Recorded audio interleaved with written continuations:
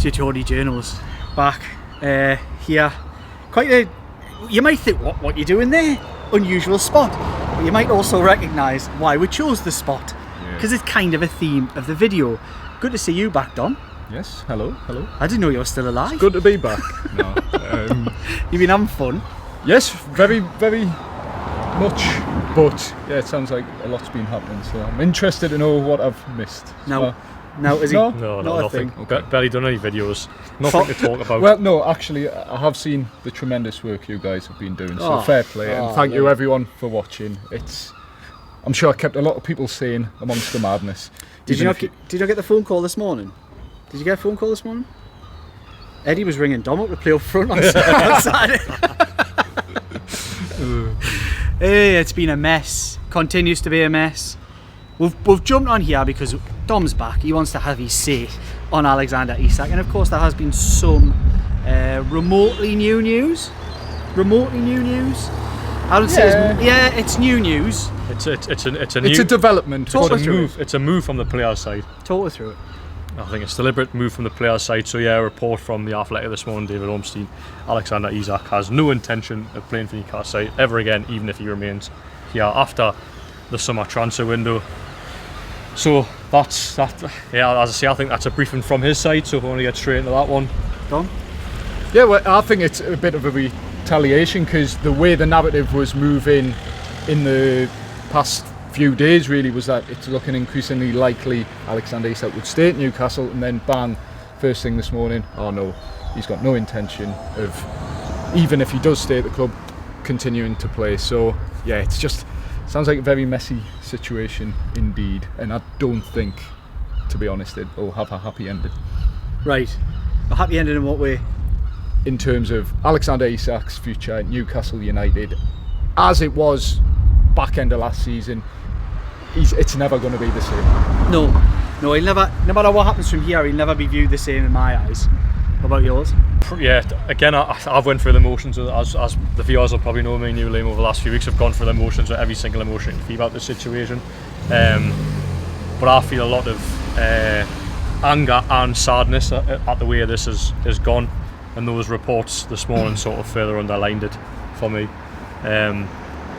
The fact that he's, in my opinion, just totally down tools. I think there's obviously, from the report this morning, there was the narrative played on, it's been played a couple of times about false promises and improved contracts and etc. And he told Eddie Howe that he wanted to leave last season. But realistically, even if that's true, you're under contract here, you're going to have 3 years left. You, under no circumstances, should be down in tools and refusing to play with your teammates, under your head coach. I think if you've got issues with the football club and the board, I understand that to some extent, but you've literally got a fan base, a manager and a bunch of teammates that adore you, and you just let them down. And we're heading into the first game of the Premier League season. What we're all talking about, we're talking about Alexander Isak, and for me, he's totally ruined everything at the start of the season. The summer's been difficult in many ways anyway, obviously a lot of missed targets. But the Alexander Isak situation is also a big problem as well, and it's just totally took the focus off, and that's, for me, it's not right. It shouldn't be that way. No, it doesn't make sense either. Like you talked about the back end of last season, he being clear that he wanted to leave the club. I mean, you were saying just off camera, why is he going to Austria? You were talking about why is he in all these photo shoots? It doesn't add up really. No, I don't understand. Like, so the narrative that he's been promised or whatever that X, Y, and Z should happen. I don't believe that to be the case, by the way. No, I don't either. I don't think that's the case at all. No. I think that's backfilling, retrospective sort of context they're given, which isn't the case. I do believe that he's been unhappy for a while, but I don't believe that there's any promises made by Newcastle United that that's what I've been told anyway. I don't think there has been any promises given. So all this sort of, he's within his rights, he isn't within his rights to do this. I don't like my job sometimes. No. Not with you guys, but you know, it happens, and I'm sure everybody out there can relate to that as well. Yes. Doesn't mean I just go, you know what, sod this, gone on the sick. I mean, some might, but that's just not me. So I don't appreciate other people doing exactly the same thing. Now, it's been pathetic the way he's gone on. Disgraceful, I said it on a video a long while back. I can't relate at all to this I get that a footballer, and I'm going to go over this, right, because I go through the comments most of the time. If I've got time, you guys. And a lot of the time it's Liverpool fans coming on going, I know, but it's because of the X, Y and Z, right? I understand why Alexander Isak might want to sign for a club that is one of the biggest in world football. I also understand that you've just won the league title and could win a Champions League much sooner than Newcastle could ever dream of, who've never won it, of course. But it doesn't mean he has to go on the way he has. And for me, I've gone all over the place. All over, as you have. Yeah. And I come to this point now, where we stand here today, where we hear the stuff this morning, which I didn't see as massively new news. The bit that pushed it on was beyond the window, which I'm going to be honest with you, I think that's crap. I think it's utter crap. And all it is a pressure tactic to make sure Newcastle United, come on then, go and find your striker and accept the deal. Liverpool will not pay, there's no football club will pay 150 million for Alexander Isak as well. Let's get that out there. That ain't going to happen. Now, Newcastle have got a decision, do they stand firm or do they not? A bag of money ain't going to score goals for them, but neither is Alexander Isak. Because even if he somehow pulls together the minerals within him, which he doesn't look like he's got, because the evidence has been there, he's been a skiver all summer and not been interested at all in his teammates, his football club, as you say, and most of all, the manager. Yeah. Manager who helped build that man up to the stage where a team might want to talk about a valuation of 150 million quid or 130 million. It was even when the saga first kicked off, though, Eddie Howe was in front of Celtic defending. Eddie Howe claimed it was his decision to leave him back. I don't think it was. I don't think he looks like a manager now who wants to keep him. No, but that's what I mean. But there was a thing at the start where he was defending him even when he knew he was doing wrong. Yeah. It was the going to Real Sociedad that I think flipped it. When he was asked, he said, "Well, I didn't know about that. I found out that through the media." I think that's when flipped. And he still tried to cover him by saying there's other people dealing with it on a day-to-day basis, so I wouldn't know. And it was still covering. I felt sorry for him all the way through, and I thought he dealt with it brilliantly, and I think he continues to deal with it brilliantly. But I watched him. I wasn't with you guys on Saturday, but obviously I was there in a press conference watching on Friday, and I didn't look at a man who his words said one thing, and I think he would take him back because he's a world-class footballer. On middle season form last year, he's the 3rd best striker on the planet. I said it in the last video. On end and start of season form, he's probably the 12th best striker in the Premier League. I mean, it's not even close. And that's the player you'd be getting. That's what you'll get. If you keep hold of him. That's what you get in September, October. Everyone goes World Cup, yeah. He might not get picked for Sweden. How? Give us a break, man. I mean, we could get picked for Sweden if we're eligible. But when you're competing with Victor Gyökeres, though, and it's like, okay, they probably both start, but you're the manager. You need to win games. You want to get if you get a World Cup. By the way, it's still a big if. Yeah. They might not even get there. They don't always. But at the moment, Gyökeres is the man for Sweden. He's the one scoring goals, starting games. Isak will be wanting to be that main man heading into a World Cup. Yeah, and at the moment, you know what he should have done? The way he got his head down. Should have got his head down and went next year. Which we all pretty much offered them that opportunity. Let's be honest, we all thought that there would be a conversation about Alexander to go next year. That's why this, for me, is a bit of a surprise. Did I expect interest in Alexander this summer? Yes, absolutely. Did I expect the player to go on the way he has? No. So that's what's really surprised me about this situation. And it sounds like Eddie Howe didn't either, so yeah. My 2 cents on it all, sorry I haven't really properly addressed it, but Newcastle and Eddie Howe and his teammates, by the way, Jacob Murphy, one of them, Sandro Tonali, Bruno, have made Alexander Isak the player he is, and I think it's a huge disrespect. And you guys may have covered this in previous video. I just think it's a huge disrespect to the club that have made him what he is. Okay, he's played a large part in that. But this Newcastle United paid a transfer fee Eddie Howe wasn't particularly comfortable with in the first place for Alexander Isak. That's £63 million for a 22-year-old who'd scored 6 goals in the Spanish league. They took a risk on him and they made him into one of the best strikers on the planet, and I think to down tools in the way he has is just it's a disgrace, and it's a real disrespect to the players, the manager and the fans as well. One thing I'd say though, and I've been saying this on our videos for weeks now, in many ways, and that's going to sound so harsh, but a footballer leaves Newcastle United, doesn't want to play for Newcastle United, 99% of the time, I think I might have said this on videos before actually, is dead to me. Like, I don't really care what goes on outside of Newcastle United. I only really care what goes on. Everyone goes, oh, double standards, talk about Wissar and blah, blah, blah. I've said it on here. Football is partisan. And if a footballer ends up at Newcastle United, I didn't really care how they've done it. I only care about what goes on at Newcastle United. I'm not the moral arbiter of every football and football in general. That doesn't matter to me. But what I see is one footballer. So for me, he's gone. That's how I would be looking to extract the maximum value possible now, which is going down by the day because of his actions. There needs to be a compromise brought here in one way or the other, and it isn't going to happen. I don't think it's going to happen. Not in the short term.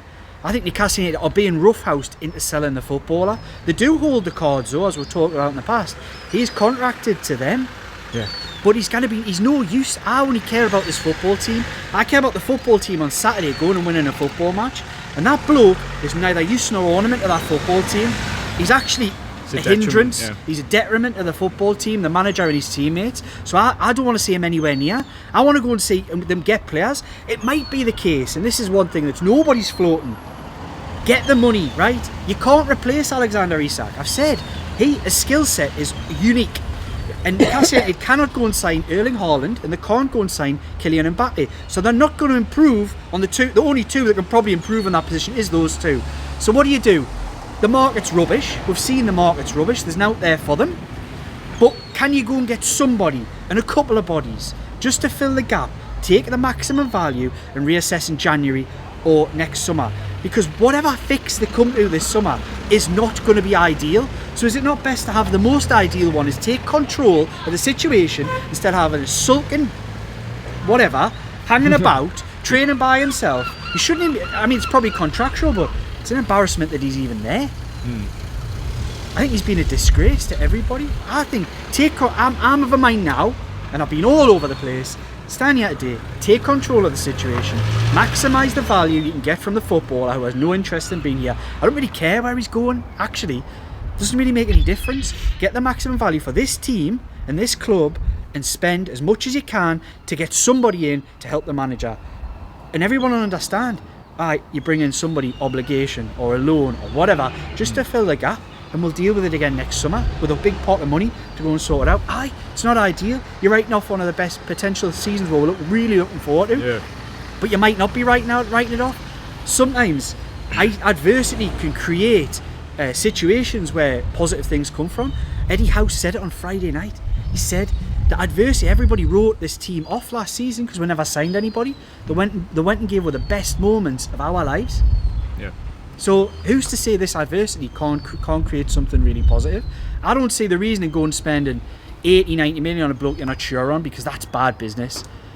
Maximise the value for a bloke who doesn't want to be here and then move on from there. The football club's still going to be, I know it feels painful now, the football club, and we're all, hopefully everybody, still going to be here in 12 months time. We're still all going to be having a team to look forward to playing, and it might be better circumstances to go and really spend that money and really improve the team. That's my thought on it. It's just the timing on the flip side of that as well. As we're going back to apparently Alexander Isak saying he wanted to leave last season. Why did he wait till coming back in pre-season and then decide he wanted to leave? Yeah. Hey Tino, shut up. Honestly, he doesn't do that photo shoot and get involved heavily in all of that, and he doesn't say what he said on Sweden duty. Like not that long ago, only a few months ago, he doesn't say what he said on the verge of the Carabao Cup final. If really that football club had said, "Ta-ra, see you later." Yeah. Why didn't this come out sooner? Why does it only come out when it absolutely has to? It's opportunism. Because they've had a sniff and it's been behind the scenes and it's Liverpool and he's went, now's my time. I've got to go and it's got to be forced. So that's not a player who was open to all opportunities. That was just somebody waiting to go, right, there it is. Yeah, I think he thought more would have been interested as well. But nobody's been interested in he him. publicly went out there to leave when strikers already on the move. Liverpool already signed like a ticket by the time. If you wanted to move, for example, if you wanted to move, get your agent on it in May, and the minute the last ball's kicked, he should have been out. Transfer request. Out. Well, that's what I mean. But if he wanted that, then that probably would have happened. Well, that's what I mean. It would have, and it didn't. And you begrudge it, but you can palate the transparency of it all. If you at the end of the season, if you've trained for a week, you've gone over to Austria, you've brought in Anthony Elanga. I did a line on it, but it's a crap story. But Anthony Elanga, Alexander Isak's commenting, love hearts and that, buzzing to see Anthony Elanga. It doesn't make sense. Why? It doesn't make sense, Tom. I'm looking forward to not playing with you and leaving. The story's coming out now is the player's side trying to justify his actions, and his actions are not justifiable. He's been a disgrace. And this is the other thing I tweeted out earlier on, right? I see loads of people immediately after the breaking news or whatever it was this morning. They're all coming out going, he's badly advised. Unlucky Alex there. He's had too much bad advice from that naughty man who tells him things. Shut up, man. What are you making excuses for him for? Bloke's followed He's a through his actions. 25-year-old bloke. Exactly. There's got to be some accountability here. Yeah. That man, no matter, there's not a bloke standing with a gun to his head. Yeah. You can do what you want, son. You don't have to go on like that. But you chose this, so you're going to get the consequences. And it means he might not even care about this when he's picking up trophies left, right and centre. He might not even care. But it might be 20 years down the line. He'll regret this. You shouldn't have went on the way you did. You shouldn't have treated good people bad. It's not a good trait. And we're seeing the real light. I don't want a footballer like that anywhere near the rest of the footballers who care. And I see why Eddie Howe's doing it. And that's why I've come to the opinion now that I don't want to see him anywhere near. Again, I've had enough. Gone. Get the most money you can, and let's get players in who want to play for this football club. And if you're a Newcastle player, you're probably thinking the same way. Some will, some won't. Yeah. Some will have known. The friends, it's like us in a workplace. If you're not happy, you'll probably tell us before you tell anybody else. So these things would have built up behind the scenes. Some will have been surprised, some won't. But some will think, they look at their own careers as well, going, I thought we were going to do well this year. Yeah. What's this bloke doing? Why is he doing this to us? So I think there'll be a bit of that as well. That's one thing now as well, though. Like with the Isak situation, Newcastle need to show how they act when a player tries to force an exit. It's like setting an example to players in the future. So say in 12 months time, for example, Sandro Tonali wants to push for an exit. It's like, well, actually what we done 12 months ago, Alexander Isak, you're not doing what he's doing, and if you do, you're still not calm. There's some people say that shows weakness, and I don't believe that. Right. I don't believe Newcastle United selling a footballer shows weakness. I think it shows a football club can take control of a situation when they go, right, you're a waster. You're not going to play for this football club, right? We'll do what we want to do. For us, it's not about a pissing contest about I'm better than you and I'm not going to fall to you. No, actually, life isn't that. Sometimes life is about realism and pragmatism and going, what's going to benefit us by actually saying to the world, we're not going to do this, that and the other. Yes, I see the argument in that. But I also don't necessarily come at the other stance as weakness. I see it as strength, going, if I've got a problem sitting in front of us, the best way I'm going to deal with that problem is just by picking it up and trying to deal with it, not forgetting about it and hoping it goes away. Yeah. So that's how I see the argument and saying, does it set a bad precedent for footballers moving forward? And I do think it has the possibility to do that. But I don't necessarily see that it's a weak Newcastle United would sell the footballer. Yeah. No, I agree. You make good points sometimes, Lee. I'm not surprised. But it's you're surprised. You're not selling the football and extracting all the value you can. Yeah. Selling him now would be a lot of money and potentially game change for the football club. But again, in this summer I've got 3 weeks left of the transfer window remaining. They're not going to. So what do you do? Do you sell him and then try and go in January, or do you get by for a season and go next summer? Because at the end of the day, they've got a big season. There isn't coming anybody up as there. well. There isn't anybody there that's going to fill that gap. So, like I say, there isn't anybody ever going to fill that gap unless you go and get better players. It ain't going to happen. They're unattainable and well beyond Newcastle United's order as things are at the moment. So, but what you've got to do is you've got to try and use that wisely. Just going and blasting half the money on somebody that you're not sure about would be the stupidest decision going. Yeah. But you could probably recreate Alexander Isak, going a bit Moneyball here, like in the average where you lose 25, 27 goals from your team, you get a Johan Wissa, for example, you get another player, and then the Callum Wilson-Isak partnership, which wasn't really a partnership last season, becomes more effective because you've got two players in who maybe get 10, 15 goals each, and then you're like, we've actually brought more goals into the team. Yeah. So that's what they need to do. The only problem with the Isak replacement thing, the idea for me is, and one thing I think a lot of people aren't looking at, is I look at Newcastle United's team now. I was talking to you about this on the phone, wasn't I? The creativity element. If you look at that team now, you had Jacob Murphy, who created goals. Isn't really a creative player as such in terms of, he's not a Bruno. Bruno is the creative heart of that team. Alexander Isak was a creative footballer who created things and created spaces, created chances for other people, not only with his ball at feet, but with his movement and the way that he plays. So you're taking a large creative influence out, not just goals. And my problem is that they've done that to an extent. Potentially there's a big weight of responsibility come on Anthony Elanga, because just to stand still in this team, he has to create more goals than he created last season for Nottingham Forest. He has to have his best just season. to stand still. So you're taking a lot of creativity out and replacing it with a lot of, I get it, speed, physicality, whatever it may be. But I just worry is that the detriment of creating goals, because I've watched this team in pre-season, having had the pleasure of being at all of the games, but being at most of them, some of them, not most, some, and I worry that this team doesn't have any creativity in it. Yeah. So I think if you were to get rid of Isak, which I think they should, that's where I'm in my opinion now, let him go and go and sign a couple of, that's what I mean. I don't necessarily think the problem is the forwards. Go and sign a couple of forwards who can do the job and give you a better balance in that area, but then go and sign some creative spark.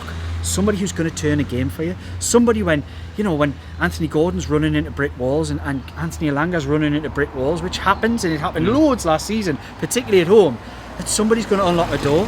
Because if you play 50 odd games next season, which they'll hope they do, Bruno Guimaraes is going to run out of steam by February, March. And he's not going to be the creative force, which he struggles to last the season at that top level. We've seen it. The evidence is there. Yeah. He cannot play every single game and be Newcastle United's creative force.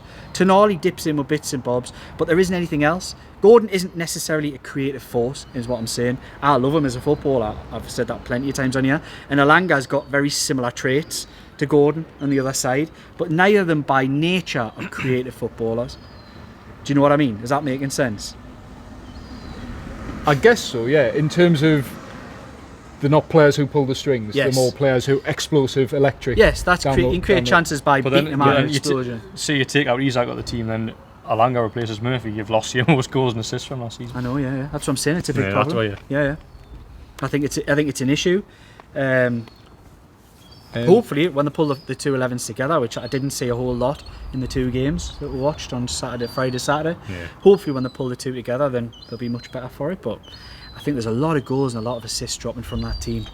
Lot. And it's a lot to make up for the lads in there. They need some help, and that's all I care about now. I don't care about Alexander Isak's feelings. I don't care about his future. I don't care about his career. Honestly, he can do what he wants. Minute that he drops out of that squad, he's dead. In my eyes, in terms of a football sense. I don't look at him there's only a few who you sort of look at where, if they leave on good terms and you quite like them and they always speak well of the club and all that kind of thing. Players like this, that's gone. It disappears, it's gone. He'll never be the same. Yeah. Even if he comes in and scores goals, I'll celebrate the goals. I'd be happy. I'd be over the moon. I want to win. Now everyone wants to win, but I'll never look at that man in the same light ever again. No, he's completely tarnished his legacy. You'd be celebrating goals for Newcastle United rather than goals for Alexander Isak. That makes sense. If he comes back in the team, I'd rather someone else scored. Yeah, no, as petty as it sounds, no, you're absolutely right. I'll take it if he comes back in, but I'd much rather it was someone else. I just thought so much better. I'm like, we're standing outside the shop here where there was a meme of his dog. The busiest junction in North Shields, by the way. It is, isn't it? We decided to film here. There's been non-stop traffic. Bit quiet. My hair's been all over the shop. I've been like, I need a wig. I'm just right in the shade. I'm actually on a bit of a. You're taller than me today. I know I've gone in the sun. I'm probably spoiling the contrast, aren't I? Shiny head. But yeah, I'm sad the way it's worked out. I think for him as well, killing his legacy, he probably won't care. But I think it's a real shame. But we'll move on anyway to something else. Transfers. We'll have an advert break and then we'll get back into it afterwards. Yeah. So yeah, here are our Geordie Journos sponsors. Comply IT Limited. Worrying about disposing of your old IT equipment? Don't be. Comply IT handle everything. Secure collection, detailed tracking and certified data destruction. That's Comply IT Limited. Four Rivers Financial Planning offer holistic financial advice for all stages of life, ensuring your plan remains robust and adaptable in the ever-changing world we live in. Right, that was your Geordie Journos sponsor, just as the sun creeps into view here. Right, second part of this, we didn't tee that up, but we'll talk a little bit about transfers, links to Kieran Trippier leaving. You wanted to say something about that, didn't you? No, it was just Keith Downey, Sky Sports, did an exclusive on it last night, Monday night, about AS Monaco, Champions League club, finished third in the French league last season. Fairly established club on the European scene, interested in Kieran Trippier. I really like him, and he's in the final year of his contract at Newcastle. He turns 35 next month. That's a move that has sort of surfaced, but I don't think it'll happen. yeah. Newcastle's stance is that he's not for sale. And I made this point last night on social media. Newcastle didn't sell Kieran Trippier to Bayern Munich when they were facing a points deduction in the face and they were going to make a profit on him. They were offered £30 million by Bayern Munich, bought him for 12. If you're going to say no in that situation, why would you say yes in the current situation? I can't see it happening. It's whether the player wants... It's apples and pears, isn't it? One player got his head down, despite having circumstances off the field, and also it's got his head down, showed some proper balls. It's a proper professional versus a bit of a child. It's a child, right? Alexander Isak is just acting like a toddler. Yeah. Well, going back to the Trippier thing, because Kieran Trippier was hoping to join Bayern Munich. I think that's well documented. We spoke to him about it at the Football Writers' Day. He said would have been absolutely happy to join Bayern Munich, but he's got a contract in Newcastle United. He's committed to the club. If the club had accepted that Bayern Munich deal, there's absolutely no way he would have said no to Bayern Munich. But I remember at Fulham, Newcastle rejected the deal. They played Fulham in the FA Cup a few days later. Kieran Trippier bypassed any club media and went, I want to speak to the press and I want to reiterate my commitment to Newcastle United. And I think that shows a lot about his character, about what he wants to do and how he wants to come across. Okay, yeah, it was orchestrated, but him coming out and saying that after having a bid turned down and the speculation and him going, it's over, I'm a Newcastle United player, I'm 100% committed to this football club, and that's what you want to hear, and that's why he is a proper, maybe not in name, but a proper captain, a proper leader at Newcastle United, and he will be remembered fondly even if he were to leave to join Monaco, whoever, leave as a free agent next season. He is a proper legend, a proper leader, a real character. You know what, even if he'd left then, he would have still been held in that regard. Well, exactly. But he's since stayed. Yeah. He was out of form at the time as well. He's got back to his best levels. He was key in that Carabao Cup win. His performance in the Cup final, in even the two semi-finals against Arsenal, some of the best I've seen him put in a Newcastle shirt. Then he came back in the side. They won 6 games out of 7. Got up to 3rd in the Premier League, and then basically I think he dropped out towards end because he was injured, and Newcastle's form coincidentally dipped as well, but the job was already done. They beat Chelsea, got that win, and then ended up securing Champions League football. So yeah, Kieran Trippier, how you should act as a professional footballer in a footballing sense at least. Yeah, I'm all for that. Anything else happening? That absolutely the midfield thing is really ramping up. Yeah, that's a priority, isn't it now? They've lost. I really like the idea of, I've not had any info on it, but I really like the idea of the Leicester lad. I was saying that to you. El Canous. He's like I didn't think he was a mid. I thought he was a winger. He's not a winger, no, but he's like a number 10, isn't he? But Newcastle are effectively looking for a number 10 to play instead of Joe Linton, aren't they? Yeah. That's what I'm sort of led to believe they're pushing towards. Jacob Ramsey ticks that box. I'm not sold on him, got to be honest. I think he's a bit Joe Willock-like in terms of his He's an upgrade on Joe Willock, though. That's what I would say. You've probably seen more of him than me, then. I think he's an upgrade on Joe Willock. But it'd be hard not to be at the minute. I was just going to say that. Aye. Poor Joe. Gets his head down though, does Joe Willock? Well, he does when someone's interested. Yeah. If right. I still expect that deal might well happen. It's a lot of moving parts, isn't there? That's the only thing. Sounds like with a delay on the Brentford end. This like a domino effect. Today, so what's a guy at Bournemouth called? Dango Ouattara. I had hoped. I think there had been hope that there'd be movement tomorrow, but I don't think that's going to happen as things stand now. Yeah, I wrote that in a story this morning that there'd been hope. There was hope that things could develop by Wednesday and they could get him in Thursday. But I think as we stand here, what time on what day? It's about 1:30 on a Tuesday.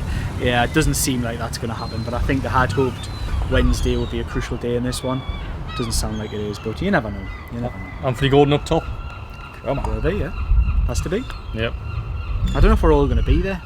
Are you? I'm not sure yet. Okay. Not sure yet, sadly. Let us know in the comments if you want Linda.